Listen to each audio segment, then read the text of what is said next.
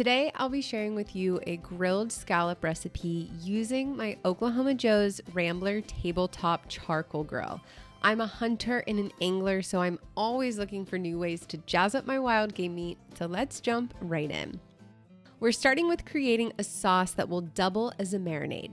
In a blender, I'm going to add the juice of half of a lemon, 1 garlic clove, 2 tablespoons of apple cider vinegar, minus the cap, do not include the cap, half a teaspoon of Dijon mustard. I definitely think it's worth spending a little bit of money here. The higher quality your mustard, the better it will taste.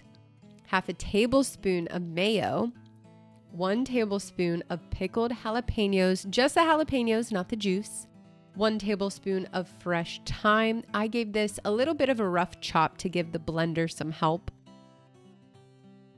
1/4 cup of fresh parsley and some freshly ground black pepper and kosher salt. And finally, 1 cup of extra virgin olive oil. Dump all of this together in the blender and let it rip until everything is well combined. As always, you want to taste your food along the way. It is so important to taste in season and repeat that process as you cook. I feel like that's one of the best ways to become better at cooking is actually tasting your food. It sounds so simple, but it's frequently overlooked. This tasted great, so I didn't need to add anything here. So I set a small amount of it aside to use as a sauce for serving, and the rest of it is going to be used as a marinade for our fantastic fresh scallops. Did you know that you can dive for wild bay scallops here in Florida? They live in seagrass beds in shallow nearshore waters along Florida's Gulf Coast, and they are an absolute favorite of mine. We're adding those scallops to the marinade and only leaving it on for about 15 minutes. The acid will begin to cook the scallops if you leave them in there for too long, so keep it short and sweet. Now it is time to prep our grill. I'm using the Oklahoma Joe's Rambler Tabletop Charcoal Grill. This grill is portable, yet it's built with a really heavy-duty construction, so it does not feel like it's going to fall apart on us. It has an adjustable tray that offers you a little more control over temperature as well. For a hotter sear, you can set the tray as close to the grates as possible, and if you need to cool it down, all you do is lower the tray. This grill is easy to use, and for that, it is a go-to for me. Today, I'm using charcoal briquets. Now, these square little bits are made of leftover wood and sawdust that is mixed with some additives and then compressed to give them their shape. Charcoal briquets typically burn longer and do a good job of maintaining a steady temperature. They do take a little while to light, but they're an affordable and convenient option for grilling. I'm stacking the briquets up and using a few fire starters to get it going. These ones were particularly fun because you strike them like a match. Be careful and watch your fingers though. I like to leave both dampers and the lid open for about 20 minutes while the charcoal lights.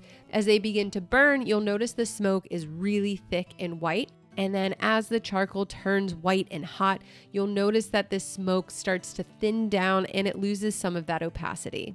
Now let's prep our skewers. I'm rinsing the marinade from the scallops and patting them very dry. Dry equals good sear. Now, if you're using bamboo skewers like I am, it's important to soak them for at least 30 minutes, if not a few hours before grilling. Mine only soaked for about 15 minutes, and you'll see why that's bad in a minute. The way you space out your scallops on the skewer is also important. You want to keep some space between them so that you get a good sear, and make sure that the flat part of the scallop is what will sit flat on the grill. And again, do not forget to dry these very well with paper towels because that is what will help us get a good sear on these scallops. Don't forget to add your grates to your grill ahead of time so that they are able to heat up before you add your food. Now this part goes fast. It's time to add our scallops to the grill. When you're spacing these out, you really want to be sure that there is enough breathing room between each of the skewers and each of the scallops. If you have the scallops too close together and they're touching, you will not get as good of a sear. These are going to cook for about 3 minutes before we flip them and cook them for just a minute longer. I like to baste mine with a little bit of butter during that last minute before I pull them off the grill. And here you can see the problem with not soaking your skewers for long enough. They burn. Now remove the skewers from your scallops, top it with some of that beautiful sauce, and it is time to eat.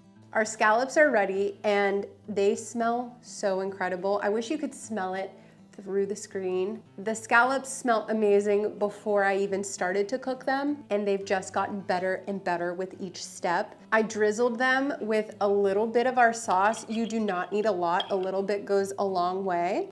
So let's try these, shall we? Look at that. Oh, Abby wants in.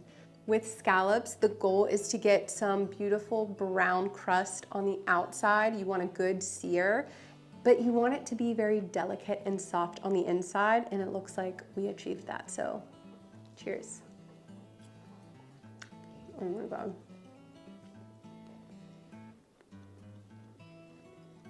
That is so fantastic. Scallops have a really mild, wonderful flavor. It's very delicate, very sweet. This sauce packs a little bit of a punch because of the vinegar and the pickled jalapenos, our thyme and our parsley. It just pairs so well with this kind of seafood. Oh my God. It's so good. Melt in your mouth. Fantastic. I want a little more sauce.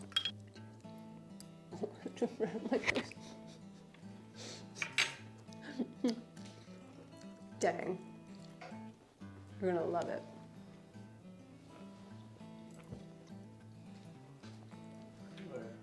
So good. Oh. Thanks. Oh, she good. Well, that is it for this video. Thank you guys so much for watching. For more episodes of Source to Smoke, you can check out Oklahoma Joe's YouTube channel, and I will see you guys in the next one.